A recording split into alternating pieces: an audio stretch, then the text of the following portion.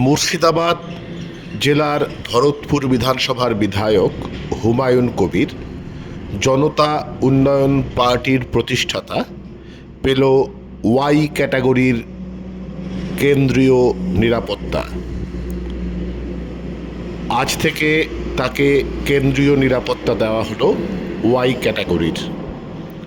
আপনারা এখন দেখছেন বিধায়ক হুমায়ুন কবিরের সেই নিরাপত্তা সম্পর্কিত খবর আমাদের চ্যানেলে।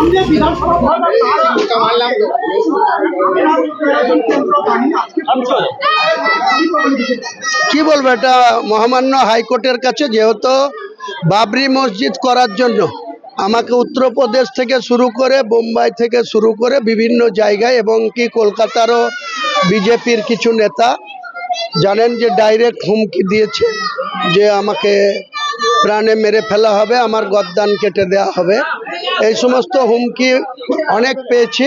তাই আমি মহামান্য কলকাতা হাইকোর্টের কাছে আমার সিকিউরিটির জন্য আমি অ্যাপ্লিকেশন করি এবং সেখানে হাইকোর্টের justice doctor Subra Ghosh madam আমাকে সিকিউরিটি দেওয়ার জন্য হোম ডিপার্টমেন্টকে একটা অর্ডার করেছিলেন। আমি হোম ডিপার্টমেন্টের কাছে সেই অর্ডারের কপি দিয়ে 1 মাস আগে অ্যাপ্লিকেশন করেছিলাম হোম ডিপার্টমেন্টকে।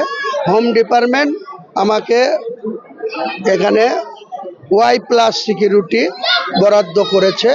সবসময় আমার সঙ্গে আমার বাড়িতে এবং আমার সঙ্গে যেখানে আমি মুভমেন্ট করব আমার সঙ্গে সিকিউরিটি থাকবে, কেন্দ্রীয় সিকিউরিটি।